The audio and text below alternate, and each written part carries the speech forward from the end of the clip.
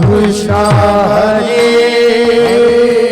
जय जय राम कृष्ण हरे हरे जय जय राम कृष्ण हरे जय जय राम कृष्ण हरे हरे जय जय राम कृष्ण हरे जय राम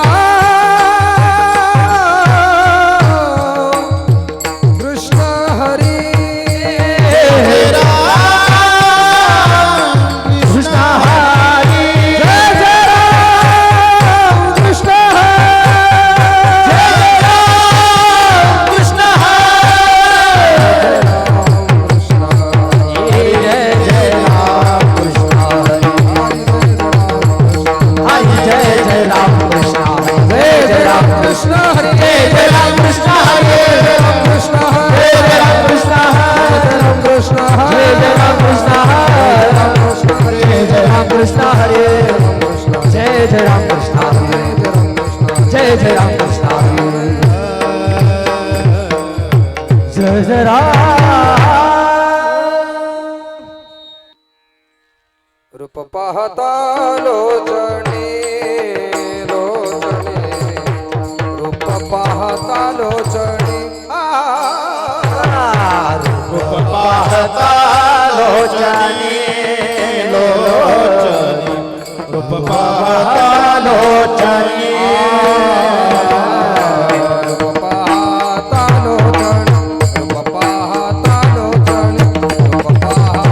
लोचने रूप पाहता लोचने रूप पाहता लोचने रूप पाहता लोचने सुख झाले वो साजणे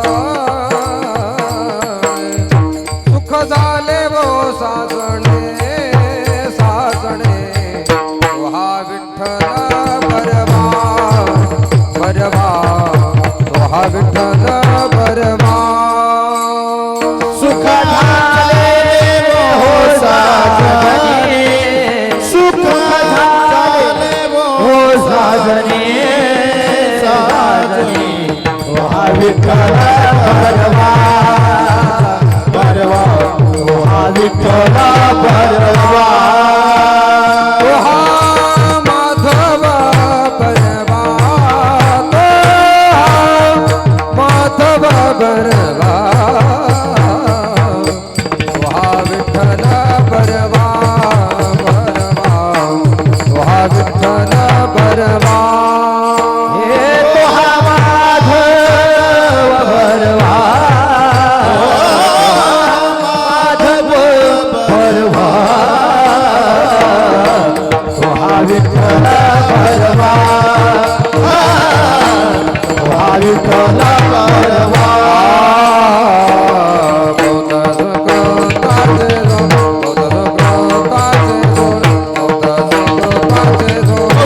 सुकृताची जोडी बहुता सुकृता बहुता सुकृताची जोडी म्हणून विठ्ठले आवडे म्हणून विठ्ठले आवडे आवडे हा विठ्ठल बरवा बरवा हा माधव बरवा हे म्हणून विठ्ठली आवडी म्हणून विठ्ठली आवडी आवडी तो हा विठ्ठल बरवा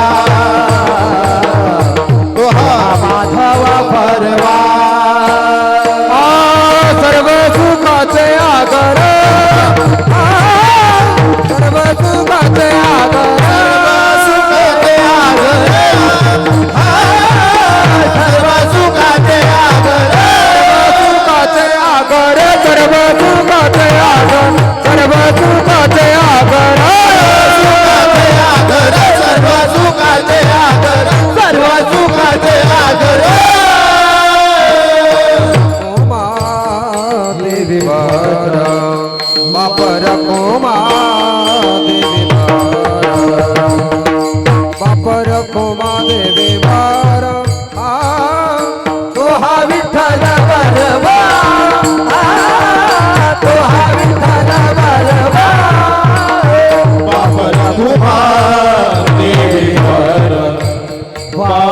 देवी वर देवी वर तो विठ्ठल बरवा तो विठ्ठल बरवा तो माधव बरवा तो माधव बरवा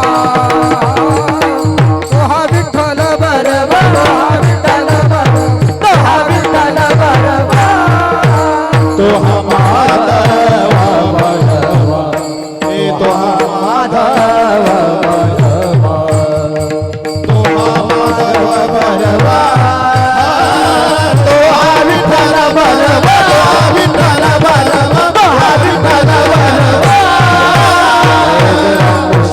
जय जय राम कृष्ण हरे जय जय राम हरे जय जय राम कृष्ण जय जय राम कृष्ण हरि जय जय राम कृष्ण हरि राम कृष्ण हरि जय जय राम जय जय राम कृष्ण हरे जय जय राम कृष्ण जय जय राम कृष्ण हरे जय जय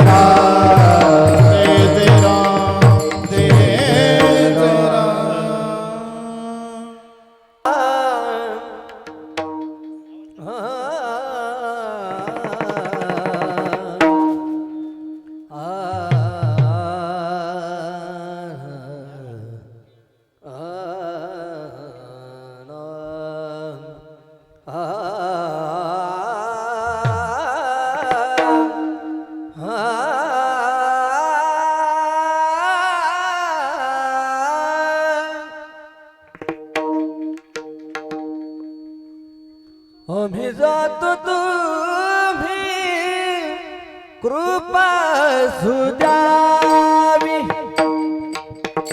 आम्ही जातो तुम्ही कृपा सुद्यावी जातो तुम्ही कृपा सुद्यावी आम्ही जातो तुम्ही कृपा सुद्यावी आम्ही जातो तुम्ही कृपा सुद्यावी आम्ही जातो तुम्ही कृपा सुद्यावी आम्ही जातो तुम्ही कृपा सुद्यावी आम्ही जातो तुम्ही कृपा सुद्यावी सकळा सांगावी विनंती माझी सकळा सांगावी विनंती माझी वाढ वेळ झाला उभा पांडुरंग वाढ वेळ झाला उभा पांडुरंग सकाळ सांगावी विनंती माझी सकाळ सांगावी विनंती माझी वाढ वेळ झाला उभा पांडुरंग वाढ वेळ झाला उभा पांडुरंग वैकुंठा श्रीरंग बोला विदो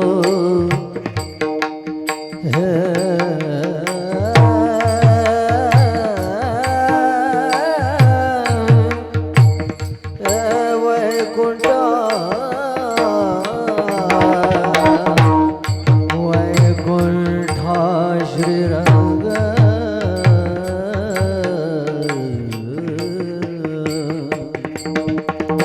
वैकुंठा श्रीरंग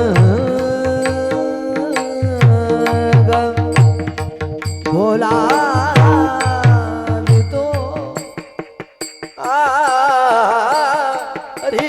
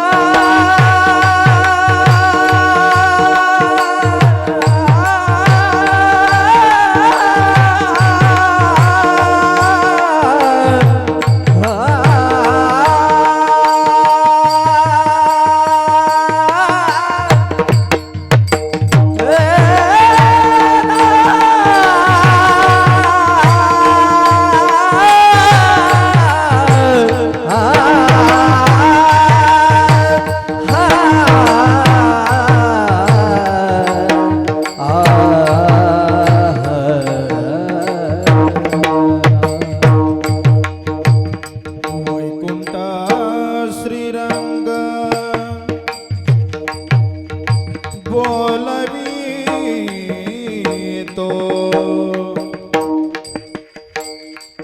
बोलवितो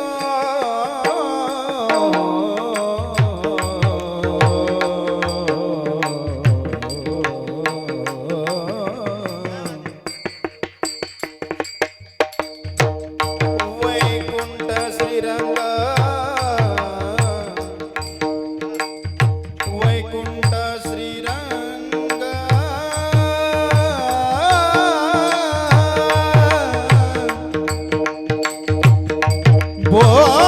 बोलवितो बोलवितो वैकुंठ श्रीरंग श्रीरंग श्री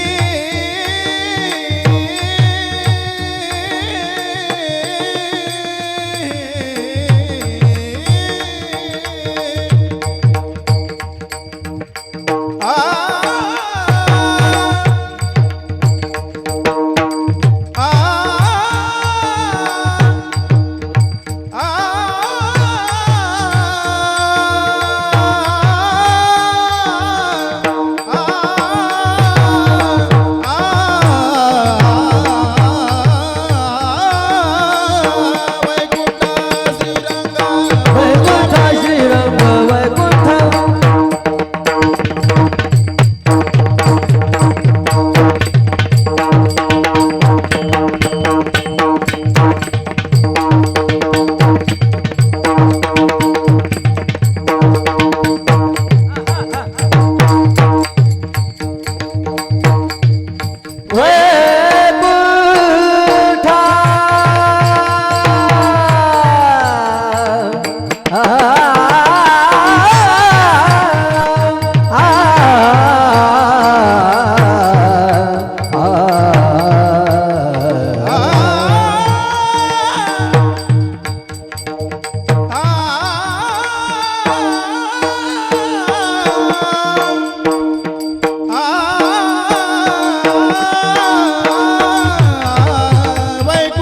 वैकुंठ श्रीरंग बोलावितो वैकुंठ श्रीरंग बोलावितो वाट वेळ झाला उभा पांडुरंग वाट वेळ झाला उभा पांडुरंग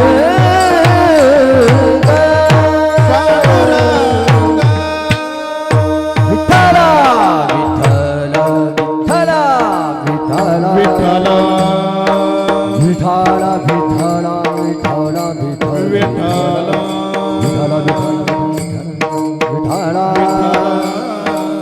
विठ्ठला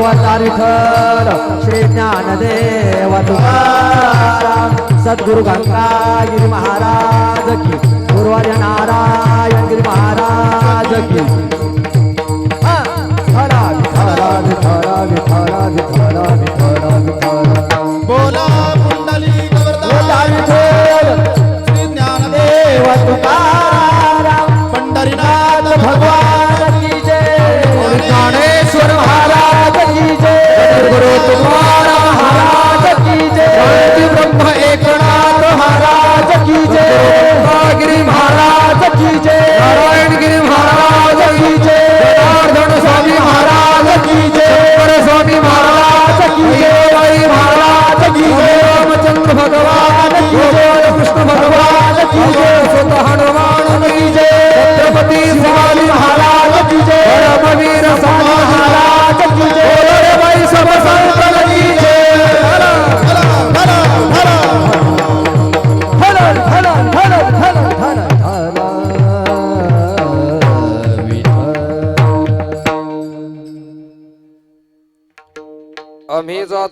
तुम्ही कृपा सुद्यावी, आम्ही जातो तुम्ही कृपा सुद्यावी, सकळा सांगावी विनंती माझी. वाड वेळ झाला उभा पांडुरंग, वैकुंठा श्रीरंग बोलावितो.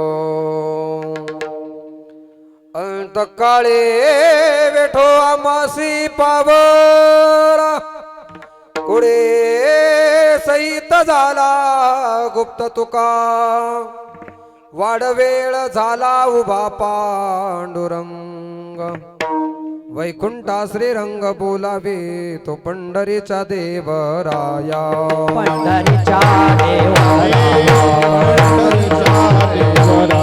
पंढरीच्या देवराया. दंडवत तुझे पाया, दंडवत तुझे पाया, दंडवत तुझे पाया, दंडवत तुझे पाया, दंडवत तुझे पाया. पंढरीचा देवराया, दंडवत तुझे पाया, दंडवत तुझे पाया, दंडवत तुझे पाया. पंढरीच्या देवराया, दंडवत तुझे पाया, दंडवत तुझे पाया, पाया. ज्ञानेश्वरा ज्ञानेश्वरा ओम नमो ज्ञानेश्वरा. ज्ञानेश्वरा ओम नमो ज्ञानेश्वरा, ज्ञानेश्वरा ओम नमो ज्ञानेश्वरा.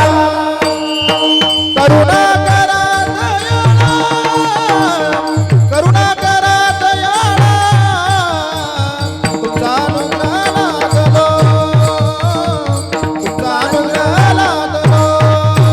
हे करुणा करा दयाळा,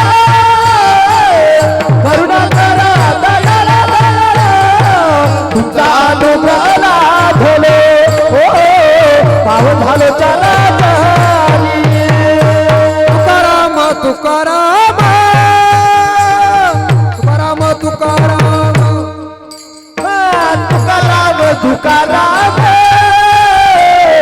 तुकाराम तुकाराम.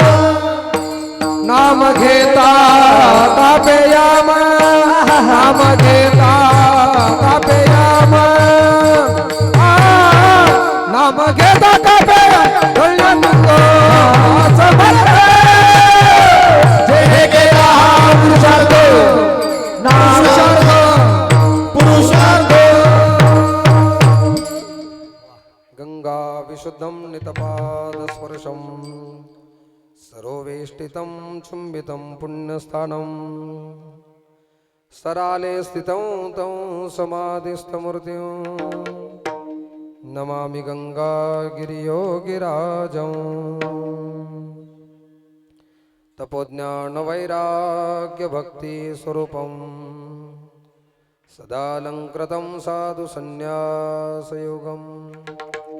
मुखेश वेदान्तशास्त्रार्थनित्यं, नमो नारायणगिरिं ब्रह्मस्वरूपं. गुरुर्ब्रह्मा गुरुर्विष्णु गुरुर्देवो महेश्वरः, गुरुसाक्षात् परब्रह्म तस्मै श्रीगुरवे नमः. मनोजवं मारुततुल्यवेगं, जितेन्द्रियं बुद्धिमतां वरिष्ठं. वातात्मजं वानरयुद्धमुख्यं, श्रीरामदूतं शरणं प्रपद्ये. कर्पूरगौरं करुणावतारं, संसारसारं भुजगेन्द्रहरं. सदा वसन्तं हृदयारविन्दे, भवं भवामि सहितं नमामि. आइए हनुमंत विराजिए, आइए हनुमंत विराजिए, आइए हनुमंत विराजिए, आइए हनुमंत विराजिए. तारिये पवन कुमार कथा करो मति अनुसार.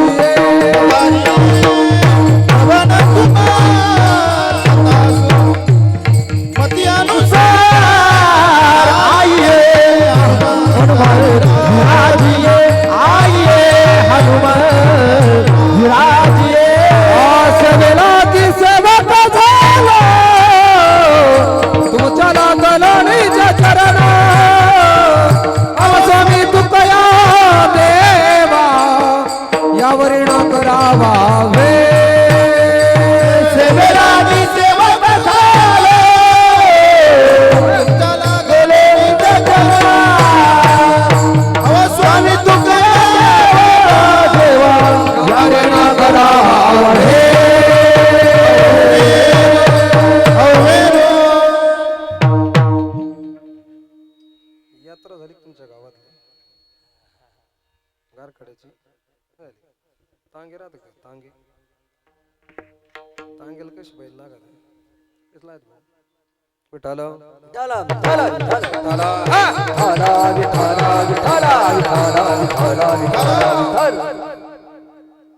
आजचा सामना T20 घ्यायचा कसोटीला आणि वनडेला आपल्याकडे वेळच नाही कारण हे झाल्यावर आपल्याला पुन्हा आज लग्न तिथी आम्ही जातो तुम्ही कृपा असू द्यावी सकळा सांगावी विनंती माझी वाडवेळ झाला उभा पांडुरंग वैकुंठा श्रीरंग बोलावितो प्रस्तुत प्राप्त प्रसंगी प्राप्त स्थळी आजच्या या श्राद्धाच्या नैमित्तिक कीर्तनासाठी या मातोश्रीला ही भगवत नाम चिंतन रूपी श्रद्धांजली सुमनांजली प्रेमांजली समर्पित करण्यासाठी गायले गेलेला अभंग निवडलेला अभंग या महाराष्ट्राचं आराध्य दैवत या महाराष्ट्राची दौलत छत्रपती शिवराय यांचे धर्मगुरु जगद्गुरु जगद्वंदनीय जगद्गुरु श्रीमंत संत तुकोबराय यांच्या गात्यातील पवित्र प्रासादिक आणि जगद्गुरु तुकोबराय या पृथ्वीतलावरती ज्यासाठी आले होते तो उद्देश पूर्ण केला जगद्गुरु तुकोबरायच्या जीवनामध्ये प्राप्त झालेला जो विजय तो म्हणजे आजचा असणारा जगद्गुरु तुकोबरायचा वैकुंठ सोहळा आणि त्या वैकुंठ सोहळ्याच्या निमित्ताने जगद्गुरु तुकोबरायांनी तुम्हा आम्हाला केलेला जो काही उपदेश आहे जगद्गुरु तुकोबरायच्या जीवनामध्ये आणि असणारी झालेली जी काही स्थिती आहे जगद्गुरु तुकोबरायच्या गात्यामध्ये अनेक प्रकारचे आणि असणारे प्रकरण आहे त्यापैकी जगद्गुरु तुकोबरायच्या जीवनातील अंतिम सर्वात व्यापक महत्वाचं आणि मोठं जो विजय असेल तर तो वैकुंठ गमन आहे आणि त्या वैकुंठ गमनाच्या निमित्ताने त्या स्थितीचे जे काही अभंग जगद्गुरु तुकोबरायांनी केले त्याला निर्याण प्रकरण असं म्हटले जातं आणि त्या निर्याण प्रकरणातील असणारा हा एक शेवटचा महत्वाचा अभंग आहे विठाल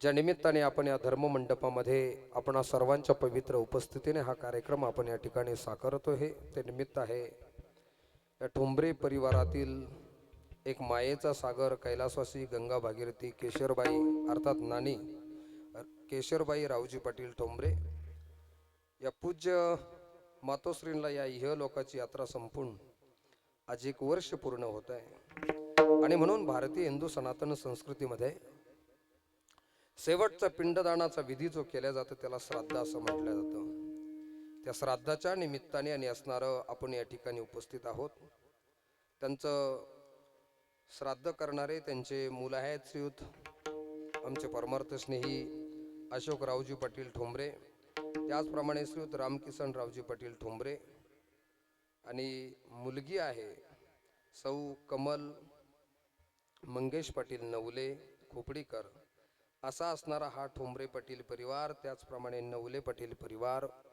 या 2 परिवाराच्या विद्यमानाने आणि असणारं या दोघांच्याही निमंत्रणावरून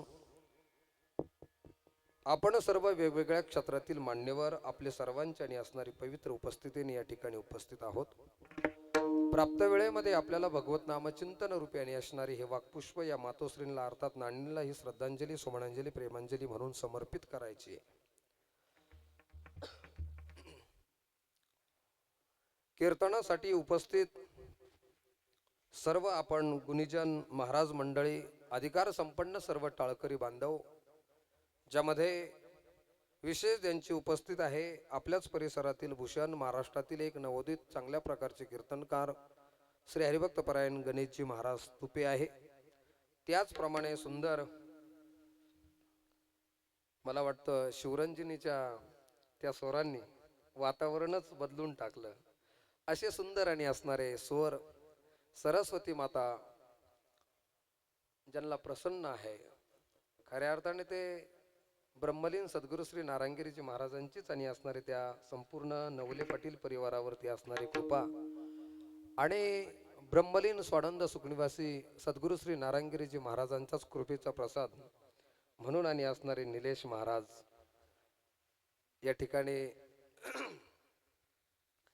तेही उपस्थित आहे. खऱ्या अर्थाने नवले पाटील परिवार आमच्या अण्णांकडूनच खऱ्या अर्थाने ज्यांच्या नावामध्येच विठ्ठल आहे, ज्यांच्या वडिलांचे नाव पंढरीनाथ आहे आणि ज्यांच्या घरामध्ये साक्षात परब्रह्म विठ्ठल रुक्मिणी सहित आणि असणारे नवले पाटील परिवारामध्ये जर गेलात आपण तिथं तर निश्चित स्वरूपाने त्या नवले पाटील परिवाराचे असणारं जे बांधलेलं भगवान पांडुरंग रुक्मिणी मातेचं असणारं मंदिर, जिथं गेल्याच्या नंतर मंदिर शब्दाचा अर्थ आहे म म्हणजे मंगलता, ती म्हणजे दिव्यता आणि र म्हणजे रम्यता. जणू काय साक्षात आपण पंढरपूरलाच आल्याचा भास आपल्याला त्या मंदिरामध्ये गेल्याच्या नंतर होतो. आणि म्हणून असा असणारा परमार्थाशी आपलं संपूर्ण जीवन समर्पित केलेला नवले पाटील परिवार, ज्यामध्ये आमचे अण्णा या ठिकाणी आहे, आमचे सर्वांचे आणि असणारं ते मार्गदर्शक व्यक्तिमत्व आहे. त्याचप्रमाणे त्यांचे चिरंजीव अर्थात या परिवाराचे जावई, दोन्ही जावई उपस्थित आहे खऱ्या अर्थाने. जे मंगेश दादा या ठिकाणी उपस्थित आहे, त्यांनाही धन्यवाद आहे. मृदंगवरती साथ करतात आपल्याच परिसरातील हे गोड व्यक्तिमत्व रामेश्वरजी महाराज आरखडे, त्यांनाही धन्यवाद आहे. विनेकरी बाबा आहे, गावातील असणारे संपूर्ण टाळकरी बांधव, ज्यामध्ये आमचे राजू महाराज असतील. तुम्ही रोज भेटणारी माणसे, पण सर्वांचा नाव मला आता उपस्थित होत नाही, परंतु तुमच्या सर्वांच्या चरणारविंदावरती मी नतमस्तक होतो. आमचे आबा आहे इकडं, ही पाठीमागची ही सर्व मंडळी, वक्त्याचा आवाज श्रोत्यापर्यंत पोहोचवण्याचं काम, ज्याचं कामही विशाल आहे आणि आवाजही विशाल आहे, बरोबर ना? का निलेश? बर, विशाल निलेश एका अर्थी शब्द आहे आणि म्हणून आपल्याला धन्यवाद आहे. थोडंसं कोरडं होतंय, जरा ते मोकळं करा. प्रभू सज्जन, आपण सर्व वेगवेगळ्या क्षेत्रातील मान्यवर, भाईगाव असेल, या परिवारावरती प्रेम करणारी, परिसरातून आपापल्या वेगवेगळ्या क्षेत्रातून आपल्या जीवनातील बहुमूल्य वेळ देऊन आपण महिला पुरुष वर्ग या ठिकाणी या कार्यक्रमाची शोभा वाढवण्यासाठी, किंबहुना नानींना ही एक कृतज्ञता म्हणून ही श्रद्धांजली, सुमनांजली, प्रेमांजली समर्पित करण्यासाठी आपण या ठिकाणी उपस्थित आहात. इकडं पाहिलं नव्हतं माळकरी बाबा, आपण सर्वच. आणि आपला हा कार्यक्रम आपल्याला जेव्हा जेव्हा असं वाटेल, नानींची जेव्हा जेव्हा आठवण येईल, खऱ्या अर्थाने नाना आणि नानी हे दोघंही या परिवारातील एक पारमार्थिक आणि महत्वाचा दुवा होते. तेव्हा तेव्हा आपण YouTube ओपन केलं आपलं, त्याच्यावरती आपला आजचा हा वर्ष श्राद्धाच्या निमित्ताने होणारा संकीर्तनाचा कार्यक्रम, तो जर आपल्याला जेव्हा हा स्मृतिगंध आपल्या अंतकरणामध्ये जागे होईल, तेव्हा आपल्याला जर त्यांची आठवण झाली तर आपण YouTube सुद्धा तो कार्यक्रम बघू शकतो. आणि म्हणून मातोश्री YouTube चॅनल, श्री क्षेत्र अन्नपूर्ण माता कापूस वाडगाव, श्री क्षेत्र सरला बेट, सद्गुरू रामगिरीजी महाराजांच्या आणि असणारे ज्यांच्यावरती विशेष कृपा आहे असे असणारे आमचे दत्तभाऊ तिपाली, त्यांच्या YouTubeला हा कार्यक्रम आपल्याला अखंड बघता येईल. खरं तर या परिवारात आपल्या आईवडिलांवरती असणारी श्रद्धा किती बघा.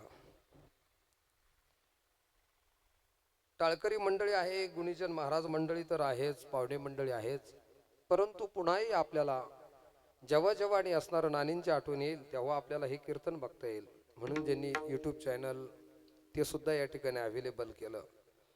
मला असं वाटतं यासाठी सुद्धा गेलेली जी व्यक्ती त्याच्याबद्दल असणारी ही श्रद्धा आहे.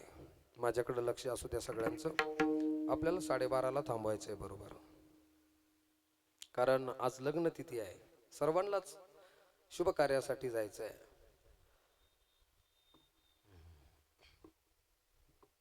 श्राद्धाची व्याख्या करत असताना शास्त्र असं वर्णन करतं, श्रद्धया क्रियते कर्म इति श्राद्ध.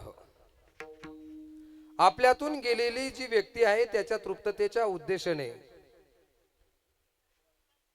जेवढी काय आणि असणारी आजच्या दिवशी केलेली जी क्रिया आहे, शांताराम भाऊ, त्याला श्राद्ध असं म्हटलं जातं. त्याला पाहून घ्या सोरला.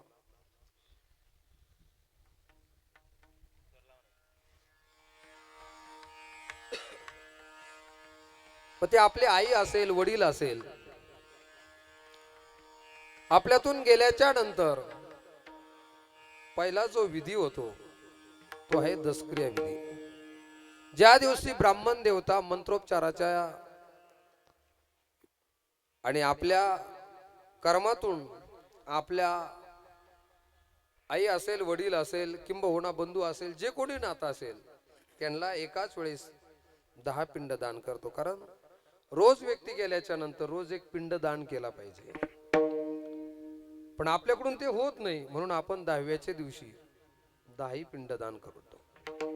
आणि त्याचा मुक्तिगंध म्हणून ज्याला 13व्याला आपण पुन्हा दुसरं पिंड दान करतो. मग 13वा झाल्याच्या नंतर आपल्यातील असणार जे व्यक्तिमत्व आहे, जे आश्मेच्या माध्यमातून कुठंतरी थांबलेलं होतं, पण 13व्याच्या नंतर ज्या वेळेस आपण हनुमंतरायाला गंध लावतो त्या दिवशी आपलं सुतक पेटल्या जातं. बरोबर ना?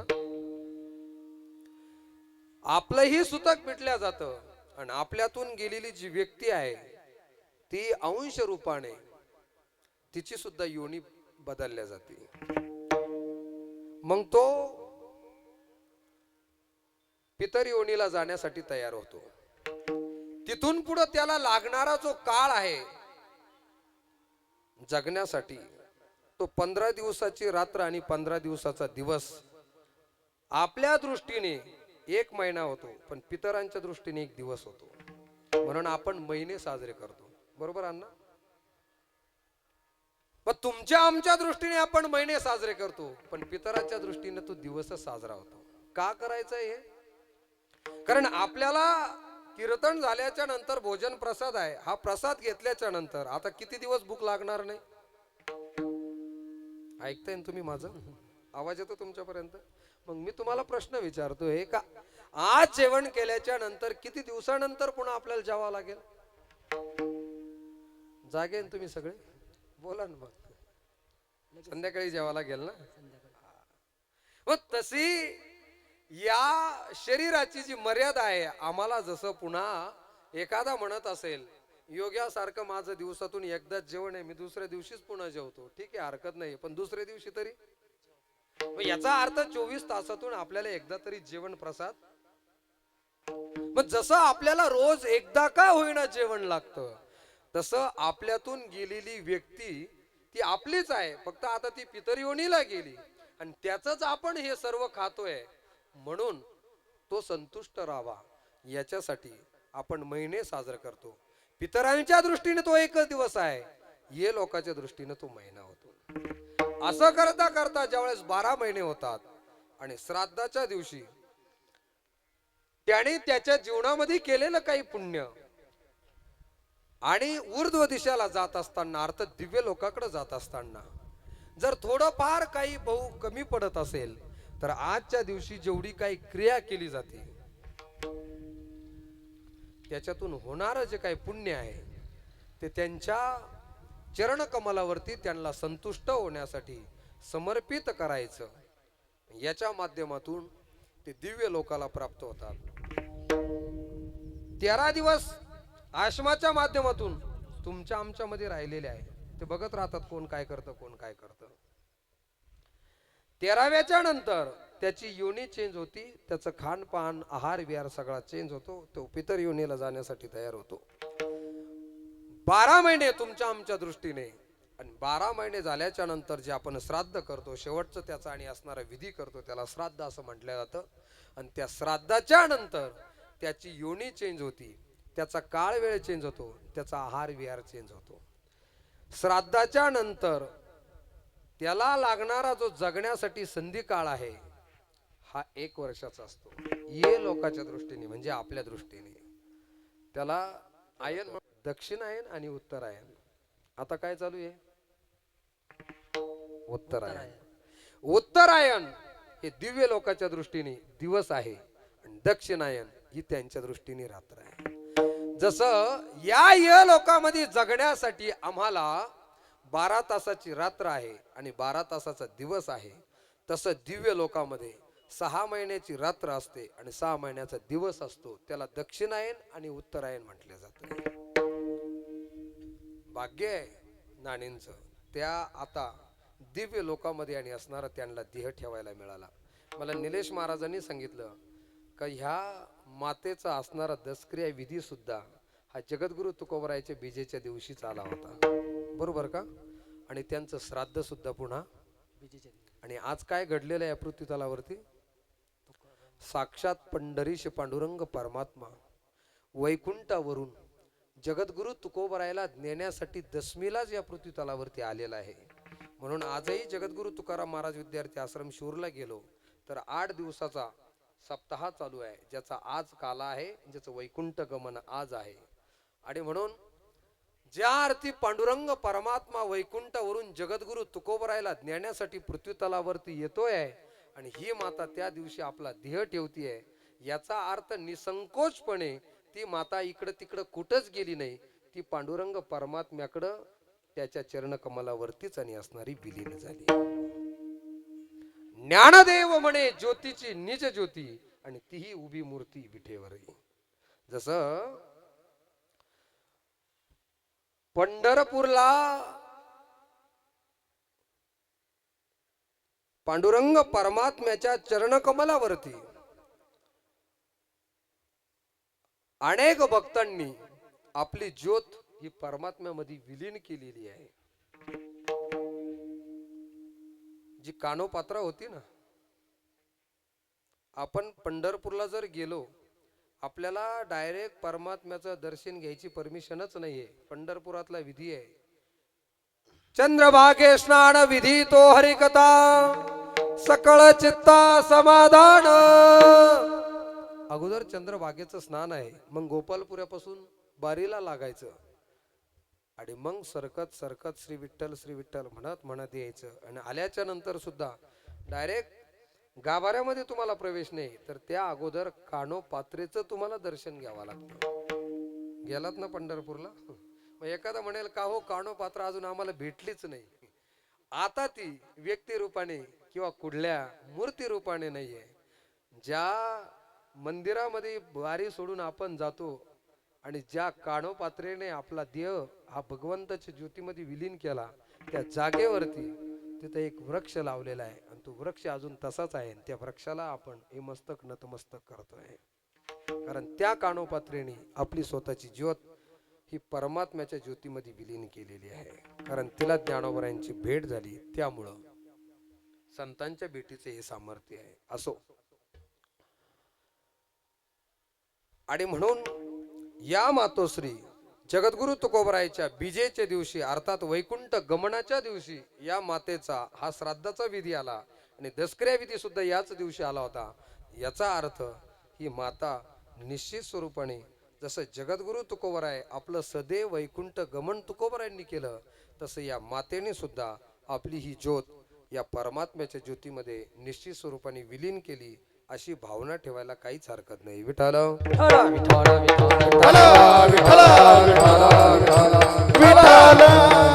मी आपल्याला श्राद्धाची भूमिका सांगत होतो, आपण श्राद्धाच्या भूमिकेमध्ये होतो.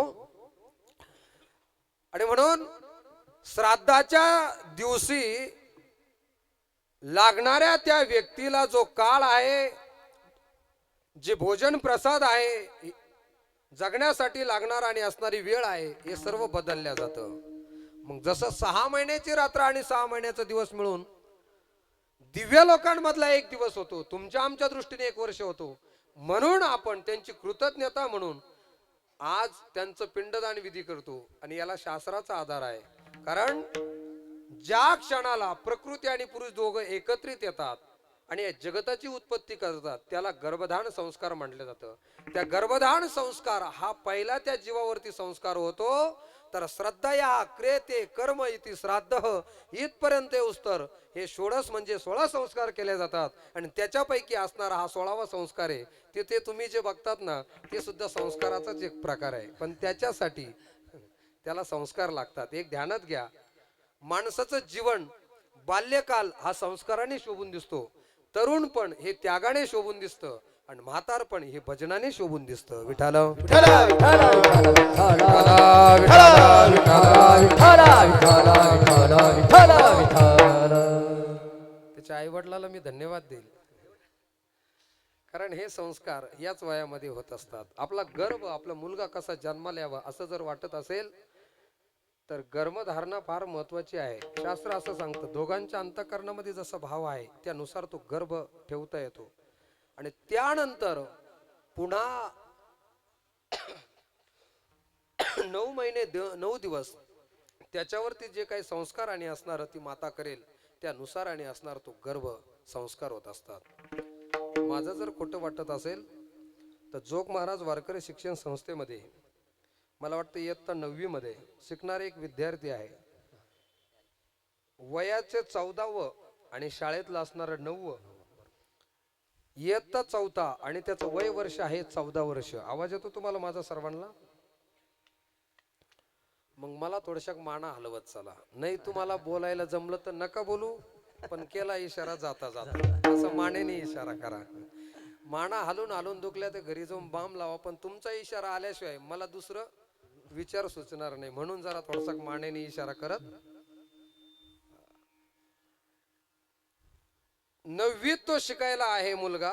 वय वर्ष त्याचं 14 आहे, पण 14व्या वर्षी संपूर्ण ज्ञानेश्वरी त्याची मुखोद्गत आहे. संपूर्ण ज्ञानेश्वरी, एका अभंगाबद्दल नाही सांगत मी, संपूर्ण ज्ञानेश्वरी. मीडियावाल्याने त्याच्या आईला विचारलं का एवढ्या कमी वयामध्ये याची ज्ञानेश्वरी मुखोद्गत आहे, यासाठी तुम्ही काय केलं? तर त्यांनी उत्तर दिलं त्याच्या आईना, म्हणले हा जोपर्यंत माझ्या उदरामध्ये होता तोपर्यंत मी 108 ज्ञानेश्वरीचे पारायण केले, त्याचा हा ज्ञानोबाने दिलेला मला प्रसाद आहे. म्हणून वाचावी ज्ञानेश्वरी आणि डोळा पाहावी. आणि माझं जर खोटं वाटत असेल तर आळंदीला जाणारे आपण सर्वच वारकरी आहोत. तिथं गेल्याच्या नंतर जोग महाराज वारकरी शिक्षण संस्थेत जा, ज्याची परीक्षा या संपूर्ण संप्रदायाचे असणारे गुरु शांती ब्रह्म कुरेकर बाबा यांनी घेतली. चला, संस्कारावरून आपलं लांबलं होतं. मी श्राद्धाची भूमिका आपल्याला सांगत होतो. आणि श्राद्ध विधी अर्थात 12 महिने पूर्ण झाल्याच्या नंतर येणारी जी तिथी आहे त्याला आपण श्राद्ध करत असतो. आणि त्या श्राद्धाच्या निमित्ताने आपण ही आपल्या वडील असेल, आई असेल, त्यांच्या निमित्ताने ही कृतज्ञता त्यांना व्यक्त करतो. तो असणारा आजचा दिवस आहे. मग एखादा म्हणत असेल का हो, ती व्यक्ती गेल्याच्या नंतर त्याचं काही अस्तित्व शिल्लक, मग अस्तित्व जर त्याचं शिल्लक नाहीये तर तो गेल्याच्या नंतर हे संपूर्ण सोहळे, हे महाराज, हे मंडप, ही सिस्टीम, ही भजनी मंडळी, पाहुणेरावळे मंडळी, हे भोजन प्रसाद हा कशासाठी करायचा आहे? मग इथं केल्याच्या नंतर त्याला प्राप्त होतं का? नक्की होतं. त्यासाठी मी सुरुवातीला तुम्हाला बोलून गेलो का त्याचा काळ बदलला जातो, त्याचं खानपान बदललं जातं आणि त्याची अवस्था बदलली जाते. दिव्य लोकामध्ये गेल्याच्या नंतर तो मानवी शरीरामध्ये न राहता तो वायवी शरीरामध्ये राहतो. म्हणून शास्त्र असं वर्णन करतात, आमचे काही संत ऋषी मुनी वाऱ्याचं प्राशन करून आणि वृक्षाची पानं खाऊन स्वतः तपश्चर्या करतात. वातांबू पर्णासया सीतान अनुसया, असं त्यांच्याबद्दल वर्णन आलेलं आहे. कारण त्यानंतर योग प्रक्रियेच्या माध्यमातून त्यांनी स्वतःचं शरीर एवढं हलकं केलेलं असतं का त्याला आता तुमच्या या अन्नाची गरज नाही राहत. वायू जरी आला ना तर ते वायू भक्षण करून सुद्धा आणि असणारं ते शरीर राहतं, त्याला योगाचं शरीर म्हणतात. जसं माऊलीमा वैष्णव भगवान श्री ज्ञानोबरायांची समाधी ही संजीवन समाधी आहे. आणि त्या समाधीचा शोध घेण्यासाठी अनेक वैज्ञानिक जेवढ्या काही संस्था आहे त्या तिथं आलात. त्यांनी ऑब्झर्वेशन त्याला केलं, पकडण्याचा प्रयत्न केला का असं होऊ शकतं का. कारण विज्ञानाची पद्धत अशी आहे, ते अगोदर रिसर्च करतं, अर्थात त्याला हाताळून बघतं याच्यामध्ये काय तत्व निघतं आणि त्याच्यातून निघणार जे काही प्रॅक्टिकली आहे, जो प्रयोग आहे, आणि ते सिद्ध झाल्याच्या नंतर मग ते तुम्हाला तुमच्यावरती विश्वास ठेवतं. आणि अध्यात्म हे त्याच्या उलट आहे. दोघांचं काम एकच आहे, रिसर्च करणं. संशोधन करणं. अध्यात्म सुद्धा संशोधनच करतं आणि विज्ञान सुद्धा संशोधनच करतं. फक्त दोघांच्या प्रक्रियेमध्ये थोडासा बदल आहे. विज्ञान अगोदर रिसर्च करतं, अवलोकन करतं, ऑब्झर्वेशन करतं आणि त्याच्यातून निघणारा जो इनपुट आउटपुट ज्याला आपण म्हणतो त्याच्यावरती विश्वास ठेवतो. आणि अध्यात्म अगोदर श्रद्धा ठेवल्या जाते, अगोदर विश्वास ठेवला जातो आणि मग रिसर्च आहे. सांगू उदाहरण. योगीराज सद्गुरु श्री गंगागिरीजी महाराजचा होणारा जो अखंड हरिनाम सप्ताह आहे तो राहुरी तालुक्यामध्ये सातरळला जो झाला त्यावेळेस वर्ड ऑफ लिम्का बुकचे काही मंडळी आपल्याकडे आले होते. त्यांनी 5 दिवस तो सप्ताह तिथं पाहिला, ऐकला. त्यांच्या काही मशिनरी आणल्या होत्या त्याही लावल्या. ती कोणावरती विश्वास ठेवत नाही. आणि मग त्यांना जे काही वेगळं वाटलं मग त्यांनी आपल्याला संस्थानला 5 सर्टिफिकेट दिलेले आहे. आणि मग योगीराज सद्गुरु गंगागिरीजी महाराजांचा सप्ताह हा वर्ड ऑफ गिनीज बुक मध्ये नोंद झाला. लोकांनी सांगितलं एवढे लाख लोक राहतात आणि इतक्या मिनिटात वाढ होती आणि एवढ्या भाकरी आता. आहा, विज्ञान हे रिसर्च करत असतं. त्यांनी ते 5 दिवस तिथं थांबले, ते बघितलं सर्व आणि मग सर्टिफिकेट दिले. हे विज्ञान आहे. आणि अध्यात्माच्या दृष्टीने जर आपण विचार करू गेलो तर अगोदर अध्यात्मामध्ये ज्या सद्गुरूला आपल्याला शरण जायचंय, ज्या भगवंताला आपल्याला शरण जायचंय, ज्याची आपल्याला भक्ती करायची, त्याच्यावरती आपल्याला काय ठेवा लागतो? संताची ये पायी, संताची ये पायी हा माझा विश्वास, संताची ये पायी, संताची पायी, संताची पायी हा माझा विश्वास, संताची पायी सर्व भावे दास, सर्व भावे दास झालो त्यांचा, सर्व भावे दास झालो त्यांचा, तेची माझे हित, तेची माझे हित करीती सारा, तेची माझे हित सर्व भावे दास, सर्व भावे दास झालो त्यांचा, सर्व भावे दास झालो त्यांचा, तेची माझे हित, तेची माझे हित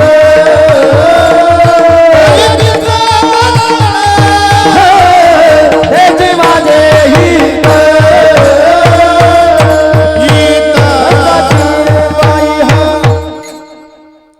अण्णा ही चाल आल्याच्या नंतर आपल्याला कोणाची आठवण होती? का होती? त्या संतांच्या चरणावरती आम्ही विश्वास ठेवलाय. मग आता काही अभंग असे आहे, ते अभंगाचे प्रमाण आल्याच्या नंतर बरोबर त्याच चाली आठवतात ज्या महाराजांनी आपल्याला शिकवलेल्या आहे, आपल्यावरती संस्कार घातलेले आहे. हा संतांच्या चरणावरती असणारा आपला विश्वास आहे. चला मी आपल्याला श्राद्धाची भूमिका सांगू राहिलो. दिव्य लोकांमध्ये आणि असणारं वायुव्य शरीर राहतं. मग आज आपण इकडे येण्याच्या अगोदर नैवेद्य दाखवला नानींला. कशाच्या माध्यमातून? जे काही पदार्थ तयार केले ते अग्नीवरती टाकले, ते विस्तवावरती टाकले ना. महिला मंडळ असंच केलं जातं ना. आता विस्तवावरती टाकल्याच्या नंतर विस्तव काय करतो? तुम्ही जेवढा पदार्थ त्या अग्नीवरती टाकेल ना, तो अग्नी 100 पटीने त्याचं पृथक्करण करतो, जास्त करतो. आणि खोटं वाटत असेल तर हे कीर्तन संपल्याच्या नंतर करा फक्त, कारण अजून आम्हाला कीर्तन करायचंय. तिकडे गेल्याच्या नंतर प्रयोग व्हायला लागला तर मग कीर्तन बंद व्हायला बसलं. आता चुलही नाही राहिली. येणारी सुनमई, तिला जर म्हणलं ना आपल्याला चूल पाहायला जायचंय, ती विचारेल व्हॉट मीन्स बाय चूल, कशाला म्हटले जातं चूल? तिला सांगावं लागेल गॅस. त्या गॅसवरती वाळलेली एक लवंगी मिरची घ्या. लवंगीच घेतली पाहिजे असं काही नाही, फक्त लवंगींनी ध्यानात ठेवा. ती मिरची घ्या आणि त्या गॅसवरती ठेवा. जसं जसं अग्नी प्रज्वलित होईल भाऊ, तसं तसं ती मिरची काय करेल? तुमच्याकडे होत नाही टसके? बर, मला विचारायचं असं आहे, छोटीशी मिरची आहे एवढी, किती MM ची असेल ती? तिचं वजन किती असेल? काय किलोभर थोडी भरणार आहे ती? हा, ग्रॅम मध्ये मोजावं लागेल तिला, नाही का? मग 10 ग्रॅमची मिरची 100 लोक बसलेले असू द्या, नाही या मंडपात बसलेले 1000 लोक असू द्या, आणि तुम्ही फक्त घरामध्ये गॅसवरती ती वाळलेली मिरची फक्त जाळा, काय होईल? सगळे बाहेर रस्त्याला निघून. मग तुम्ही म्हणाल 10 ग्रॅमची मिरची 1000 लोकांना काय करतात? घरी गेल्यावर करून बघा. हे कार्य कोणी केलं तुमच्यापर्यंत आणण्याचं? अग्नीने केलं. अग्नी हे हजारो पटीने असणारं पृथक्करण करत आहे. आणि त्यानंतर जसं आता जी आला शीतळ शांतीचा वारा, आपण यापेक्षा जास्त नको, शांती भंग होऊन जायला बसली, पुन्हा शांती ओरडायला बसली. विठाला विठाला विठाला विठाला विठाला.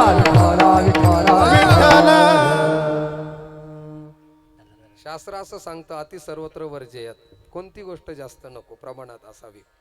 आणि मग तो वायू आल्याच्या नंतर वायू लक्षांश पटीने ऊर्ध्व दिशेला नेण्याचं काम करतो.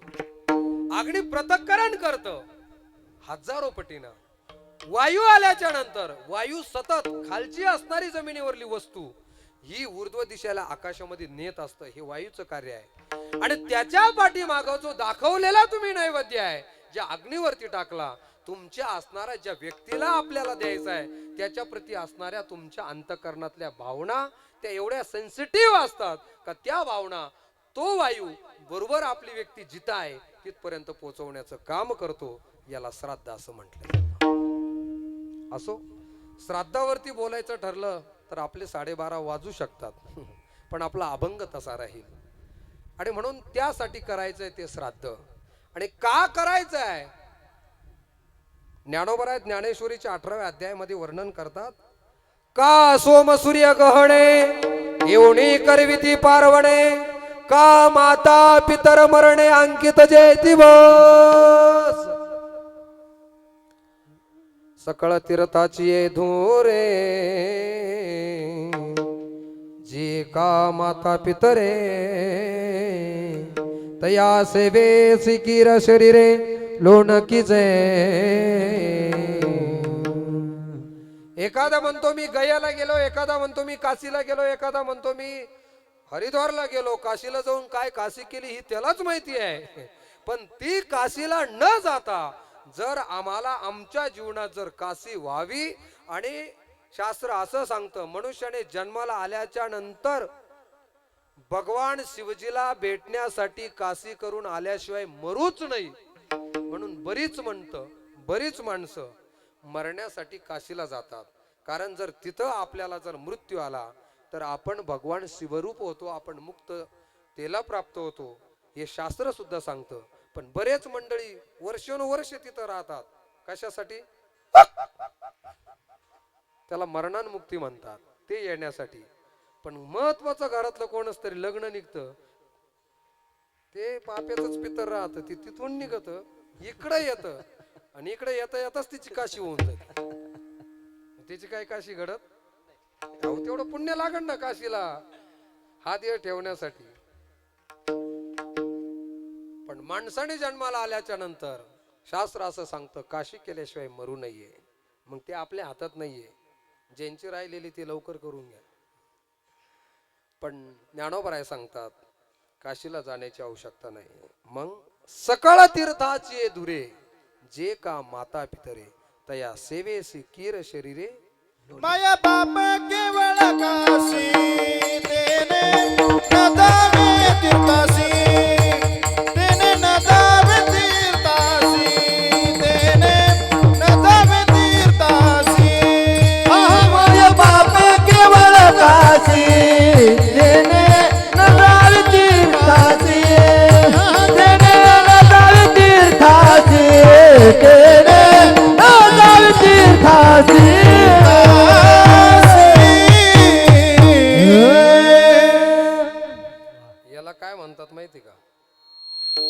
रस्त्याने तुम्ही उभं राहिलेला आहात आणि तुम्हाला महत्वाचं एकदम अर्जंट कोणाच्या तरी कार्यक्रमाला जायचंय, पण साधन नाहीये, आणि तेवढ्यामध्ये कोणीतरी यावा आणि त्याने आपल्याला स्वतः विचारावा तुम्हाला यायचं का आमच्या गाडीवरती. नाही कळालं तुम्हाला? तुमच्या भाषेत सांगू का, शेतकरी भाषेमध्ये आऊत धरायचंय, तिकडून आबळ फुटलेलं आहे, काही क्षणार्धामध्ये पाऊस येणार आहे, कांद्याचं रोप पेरायचंय, पण त्याच्यासाठी ताशी चालणारे बैल असले मग ते शेतकऱ्याचं रोप पेरले जात. नाही कळालं? कळन दम्मा दम्माने कळत चालेल. तसं आम्हा कीर्तनकाराला हा ट्रॅक सोपा होण्यासाठी, मोकळा होण्यासाठी, पुढे जाण्यासाठी ही गुणीजन महाराज मंडळी म्हणजे ही कलाकार नाहीये, तर ते आमचे असणारे सहकारी आहे. ते बरोबर एखादा प्रमाण दिलं का त्याच्यावरती आपल्याला 10-15 मिनिटं आपण विवेचन करू शकतो. तुकोबराय वर्णन करतात, जे ज्ञानोबरायांनी ज्ञानेश्वरीत केलंय ते तुकोबरायांनी असणार गाथ्यामध्ये वर्णन करतात. माय बाप केवळ काशी त्याने न जावे तीर्थाशी. आई वडिलाची केलेली मनापासून जी सेवा आहे, त्यांचं घेतलेलं रोजचं असणार दर्शन आहे, हेच आणि असणार आपल्या जीवनातील ती काशी आहे. आणि म्हणून अशा एका मातेच्या श्राद्धासाठी आपण या ठिकाणी उपस्थित आहोत, ज्यांना आपण सर्व नानी म्हणून ओळखले जात होतं. नाना आणि नानी बायगावमध्ये या परिसरामध्ये ही जोड ही सर्वांच्या परिचयातील पाठातील होती. कारण या व्यक्तीनं जेवढा संसार प्रपंचाने असणारा निर्गुण केला, मला वाटतं परमार्थ सुद्धा तेवढाच पारखून केला. बरोबर बोलतो मी? कारण इकडलं डोंगर असेल, या इकडं अर्जुन बाबाचा आश्रम असेल, या गावातलं कुठल्याही चांगल्या प्रकारचं धार्मिक एखाद्याचं आणि असणारं लग्न कार्य असेल, तर या सर्व कामामध्ये ते पहिले अग्रगण्य उपस्थित असायचे. नोहे नोहे मग ती तुकाराम बीज असेल, शिवरात्र असेल, काही इकडली गुरु पौर्णिमा असेल, या सर्वांना आणि असणाऱ्या कार्यक्रमासाठी या दोघही आणि असणारं दाम्पत्याचं अतिशय झिरारीने भाग घेत होते. वाट्याला येईल ती सेवा त्या ठिकाणी प्रामाणिकपणाने करत होते. आणि म्हणून त्याचंच परिपाक म्हणून का काय, आज असणारं वैकुंठ गमन सोहळ्याच्या दिवशी त्या नानींना त्यांचा आणि असणाऱ्या दिव्य लोकांचा प्रवास या ठिकाणी आज सुखकर होतोय, वैकुंठ गमन होत आहे. याचा अर्थ जगद्गुरु तुकोबरायचं जसं वैकुंठ गमन होत आहे, भगवंत त्यांना नेण्यासाठी येतोय. ज्या अर्थी आज या वैकुंठ गमन सोहळ्याच्या दिवशी यांचं श्राद्ध येत आहे, निश्चित स्वरूपाने त्यांनी केलेल्या आपल्या जीवनातील पुण्य, परोपकार, परमार्थ, मला वाटतं त्यासाठी तो भगवान परमात्माच या ठिकाणी आलेला असावा आणि त्याने या नानींना आणि असणारा आपल्या चरण कमलावरती समर्पित केलेला असावं. विठाल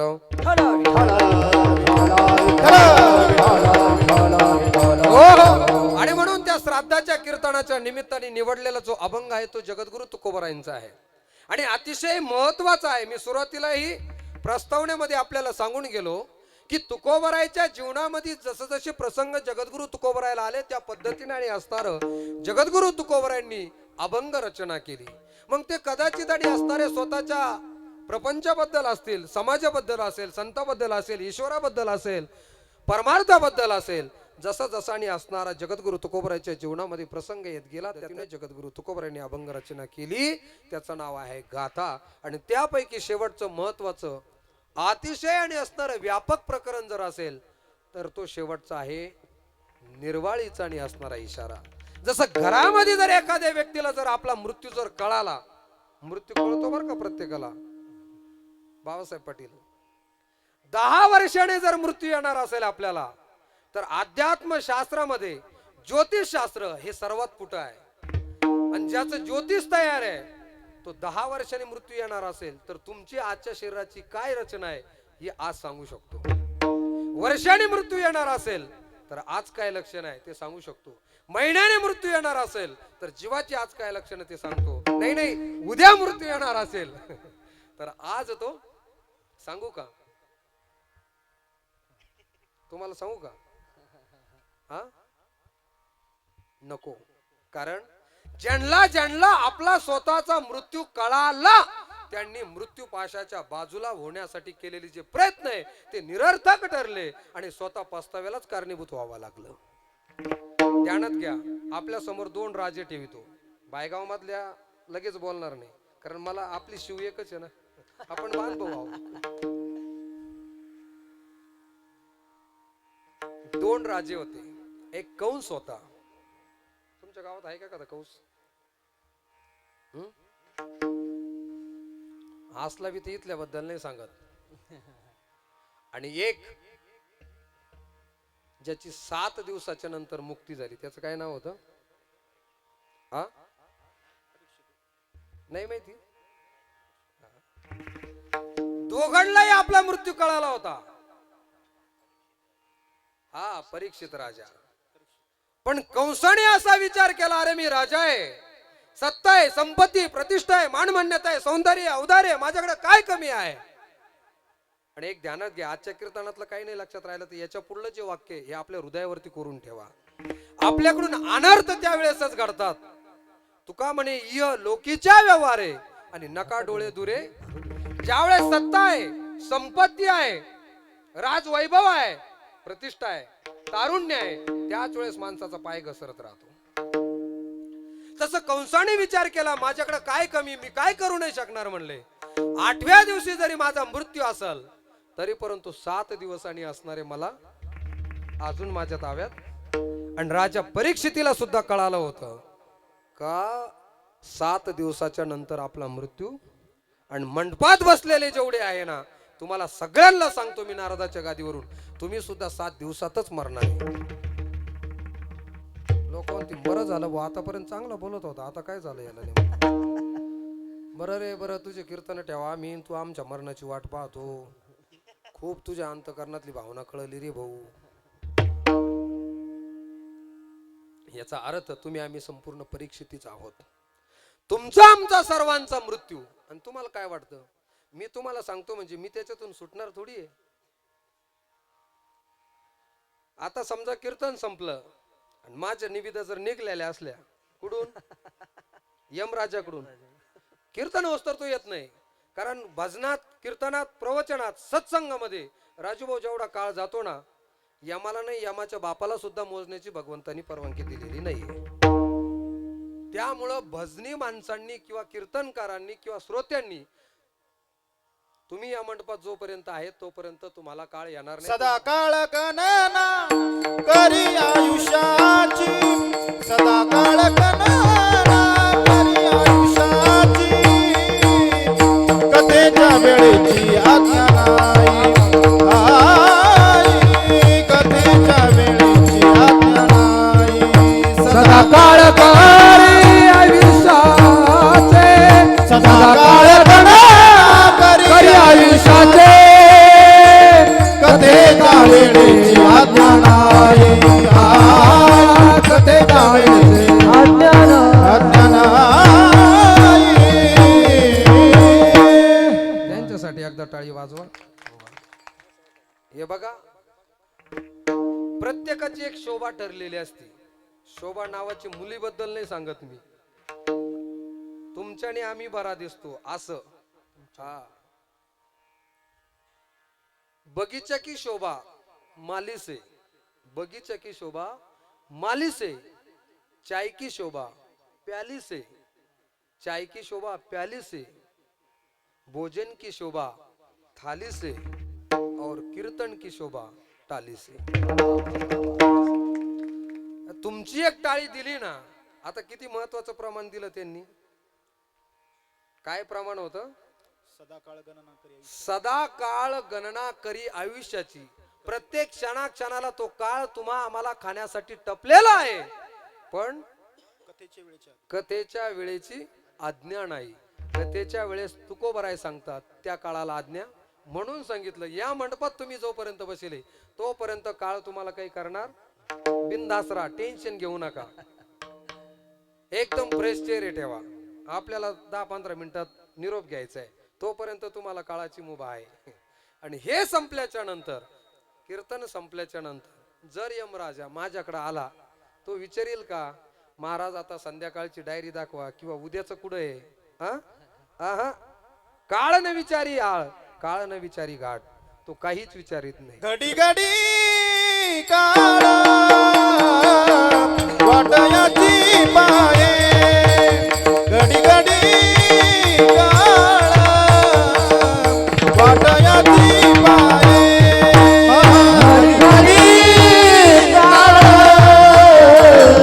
वाटयाची पाहे, हरी घडी काळ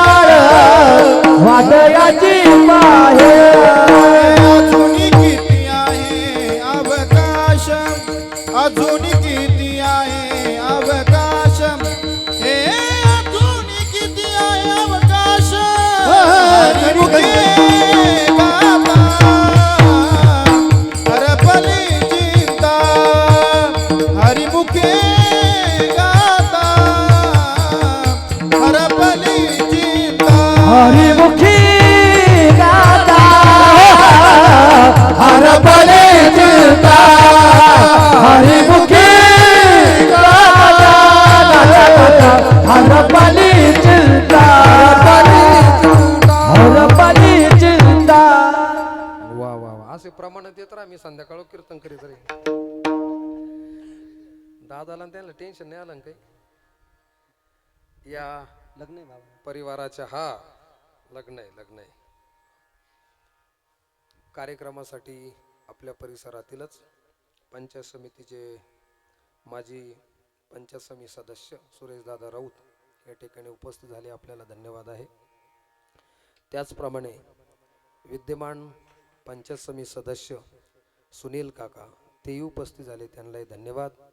त्याचप्रमाणे विद्यमान जिल्हा परिषद सदस्य दीपक भाऊ राजपूत ते उपस्थित झाले, त्यांनाही धन्यवाद. मी पाहिले तेवढ्यांची नावं घेतली बरं का. याचा अर्थ जर अजून कोणी प्रतिष्ठित असल तर मला तसं कळवा. विठाला विठाला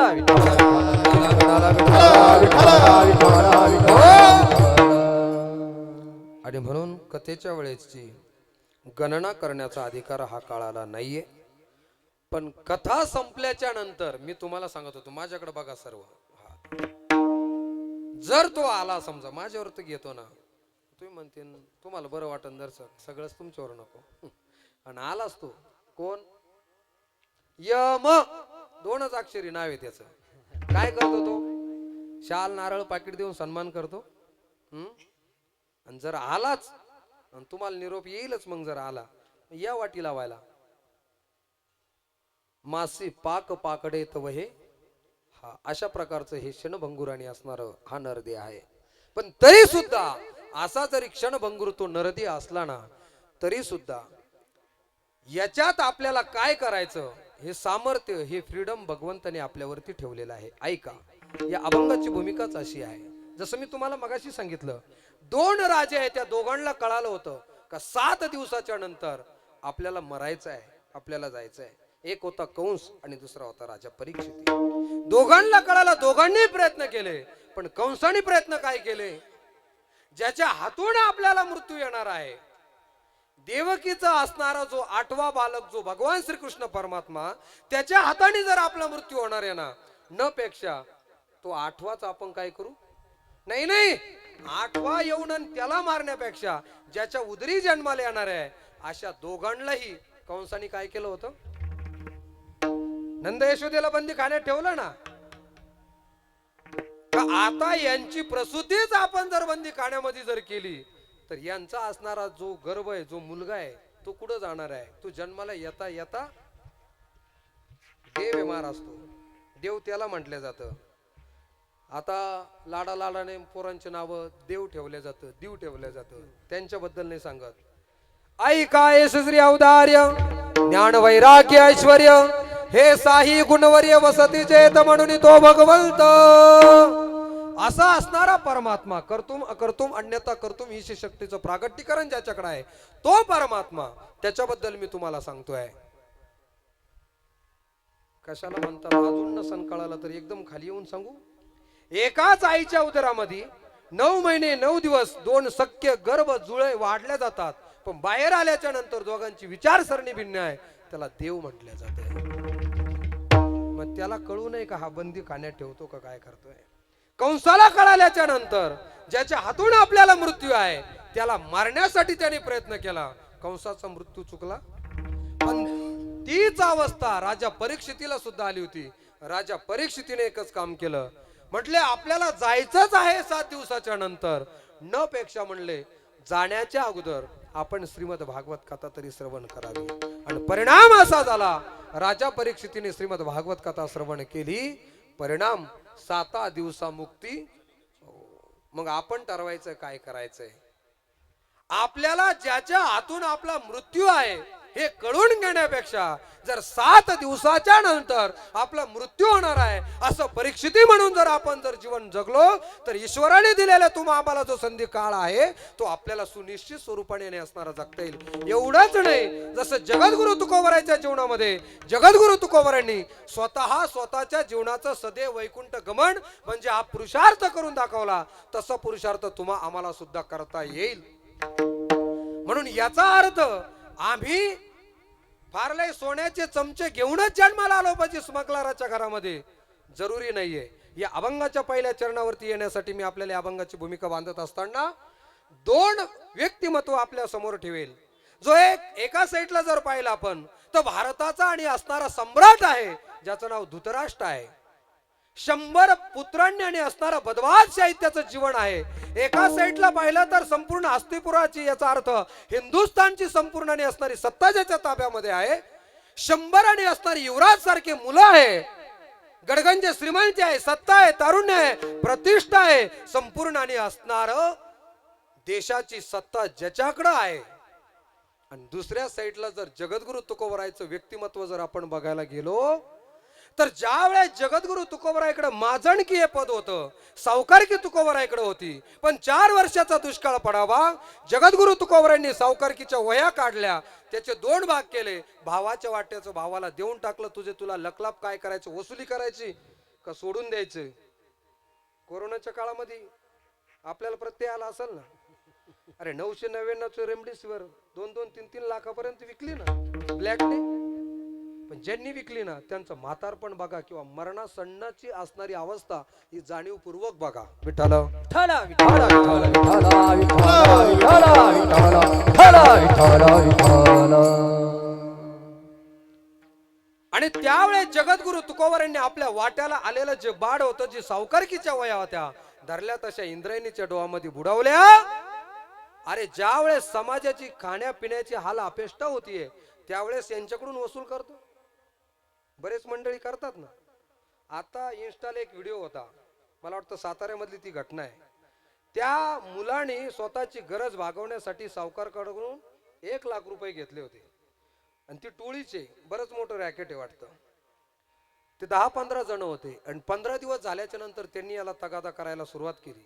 एवढंच नाही, त्यांचा पेनल्टी चार्ज होता एका दिवसाचा 10,000 रुपये. 1 दिवस लेट झालं का 10,000 रुपये वाढले. असं करता करता या मुलांनी 74 लाख रुपये त्यांना भरले. 4.25 एकर जमीन त्याच्या घशात होती, त्याच्या नावी करून दिली. आणि पुन्हा त्याची पूर्तता न झाल्यामुळं त्यांनी सांगितलं काही कर पण आम्हाला पैसे पाहिजे. हा घाबरला गेला. ती दणगटशाही असेल कदाचित. स्वतःची किडनी त्यांनी विकली डॉक्टरला आणि त्याच्यातून येणारे जे पैसे आहे ते सुद्धा त्यांना पुन्हा डोनेट केले. ज्यांनी हे पैसे घेतले ते आज तुरुंगाची हवा खात आहे. हा नंतरचा विषय, आपल्याला त्याच्याशी जरूर. पण ही अशी परिस्थिती आपल्याला बघायला मिळते. पण हे जगद्गुरु तुकोबरायांनी इंद्रायणीच्या डोहामध्ये टाकून दिलं. आणि ते टाकल्याच्या नंतर जे घरामध्ये होतं, स्वतःच्या प्रपंचासाठी ठेवलेलं होतं, ते सुद्धा नंतर एवढा अकाल पडला. जगद्गुरु तुकोबरायांनी समाजाला ते वाटून टाकलं. अशा परिस्थितीमध्ये स्वतःची एक पत्नी गेली, एक अपत्य गेलं.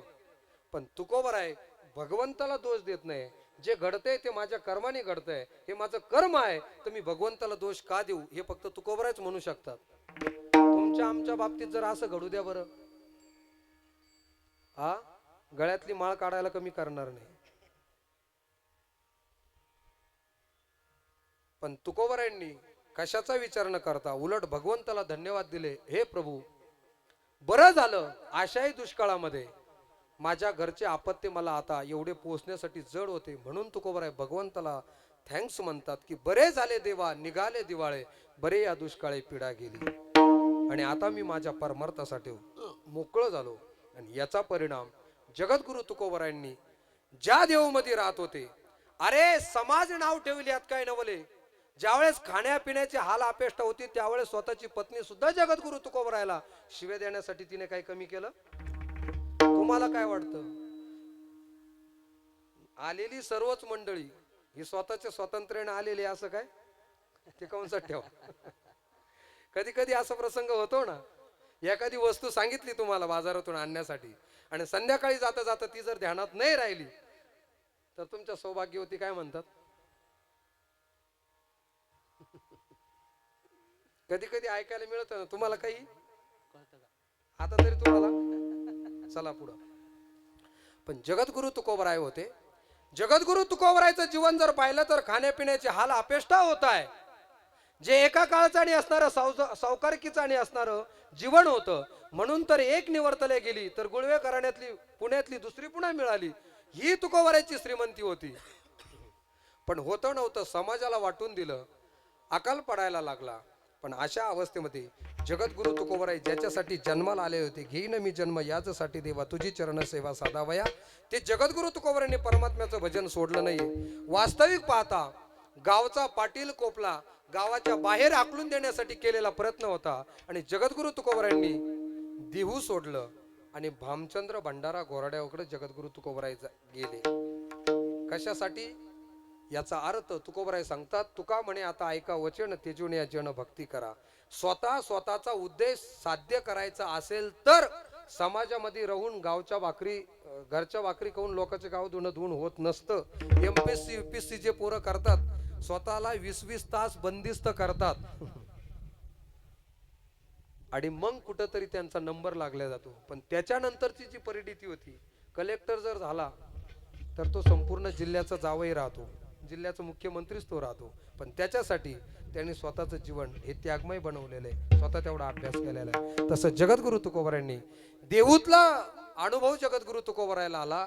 कोपला पाटील गावीची लोक आता मज भीक कोणी घाली, हा अनुभव जगद्गुरु तुकोबरायांनी घेतला. न पेक्षा ज्या समाजामध्ये राहून ज्यांनी शिव्या शापच दिले यापेक्षा दुसरं काही नाही दिलं. आणि समाज दुसरं काही देत नसतो. हा समाज आहे.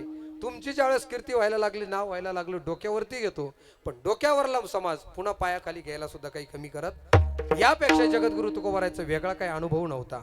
जगद्गुरु तुकोबरायांनी देऊ सोडलं, भामचंद्र भंडारा घोराड्यावरती गेले आणि तिथं भगवत नामचिंतन करायला लागले. आणि त्या नामचिंतनाचा परिपाक आता वृक्षे वेली फुलं फळं बहरायला लागले. तुकोबरायला स्वतः केलेला जो काय परमार्थाची साधना आहे त्याची अनुभूती यायला लागली. आणि असं करता करता जगद्गुरु तुकोबरायची विरक्ती वाढायला लागली. एका साईडला जर पाहिलं तर जगद्गुरु तुकोबरायला आता समाज मानायला लागला. जगद्गुरु तुकोबरायचे असणारे होत असणारे रोजचे कीर्तन कथा कीर्तनासाठी समाज यायला लागला. जगद्गुरु तुकोबरायची विरक्ती वाढायला लागली.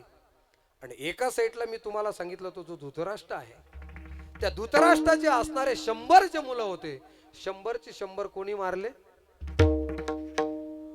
स्वतःच्याच भावकीनं मारले ना.